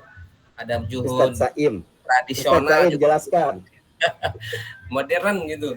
Ya, Ustadz Saim silakan, atau Pak Ridwan silakan. Pak Ridwan, Ustadz Ridwan silakan. Mohon maaf, ini mungkin sedikit tambahan saja. Boleh. Ya, ternyata di ini kan ada catatan kakinya ya. Jadi pas di kalimat tersebut ada catatan kaki. Zuhud itu maksudnya ada di paling bawahnya. wa tarkul halali minad dunya. Jadi dia meninggalkan hal-hal yang halal dari dunia. Itu saja ini. Maksudnya di sini bisa saya maksudnya di sini bukan saja yang haram ditinggalkan, tetapi bahkan yang halal pun ia berusaha untuk menahan diri. Kalau seandainya yang halal itu menghalanginya untuk berdekatan dengan Allah, maka dia tinggalkan. Sampai seperti itu zuhud itu. Jadi mungkin Pak Ridwan, silakan tambahin Pak Budi. Bismillahirrahmanirrahim. Saya tadi melihat di kitab syarahnya Bidayatul Hidayah karyanya Imam Nawawi Al-Bantani. Jadi zuhud itu adalah sikap hati tidak mencintai dunia. Dunia yang dimaksud adalah perkara yang melalaikan dari Allah. Begitu. Itulah yang dimaksud dengan zuhud. Jadi ada orang itu hartanya banyak, punya harta yang banyak, tapi dia juga bisa memiliki sikap zuhud, yaitu kapan? Ketika hatinya tidak mencintai dunianya. Hatinya tidak mencintai perkara yang melalaikan dari Allah. Itu saja dari saya. Ada tipsnya mungkin Pak Ridwan supaya tidak zuhud gitu? Tidak zuhud? Zuhud mungkin. Tips yang paling mudah agar tercipta sifat zuhud dalam hati kita adalah dengan memperbanyak ingat mati. Karena dengan mengingat mati kita akan sadar bahwa kita itu akan meninggalkan dunia. Nah, ketika kita sadar meninggalkan dunia, kita nggak akan ada kecintaan dengan dunia. Ya. Terima kasih Pak Ridwan. Kalau saya mau menambah, silakan. Bahas apa ini, Pak? Zuhud, Pak Saim, zuhud. Oh, zuhud. Zuhud. Oh, ada ya berkaitan dengan zuhud ini. Sepertinya udah jelas ya. Hujjatul Islam Imam Ghazali rahimahullahu taala mengatakan bahwa laisa zahid faqdul mal wa innama zahdi faradul qalbi in anhu wa laqad kana Sulaiman alaihi salam fi mulkihi minaz zuhad. Jadi zuhud itu bukan dimaknai ketiadaan harta, faqdul mal. Tetapi zuhud itu merupakan kesucian hati dari harta-harta duniawi. Sebab Nabi Sulaiman alaihi salam di tengah gemerlapnya kekuasaannya, kemewahannya, keprivilege-nya beliau tetap tergolong orang-orang yang zuhud. Itu Imam Ghazali mengatakan seperti itu. Jelas seperti itu ya. Ya, gimana Pak Dodo? Udah jelas? Ya, mantap. Oke. Alhamdulillah untuk pertemuan kali ini presentasi dari kelompok 3 anggap sudah selesai. Sebelum dan sesudahnya saya minta maaf atas segala ucapan, mungkin ada yang tersandung ke dalam hati semuanya, dalam perkataan yang kurang senonoh, dan segala. Karena itu adalah dari ilmu yang saya dapatkan ini hanya sedikit. Ya. Saya memiliki ilmu itu hanya sedikit, karena saya adalah orang bodoh. Ya. Kebodohan itu adalah milik saya, dan kecerdasan itu hanya milik Allah. Sebelum kita tutup, diakhiri, mari kita bacakan surat Al-Asri. A'udzubillahi minasyaitonirrajim. Bismillahirrahmanirrahim. Wal-'asri.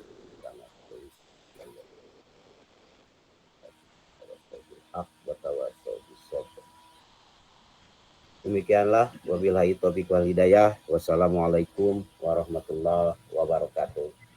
Waalaikumsalam warahmatullahi wabarakatuh.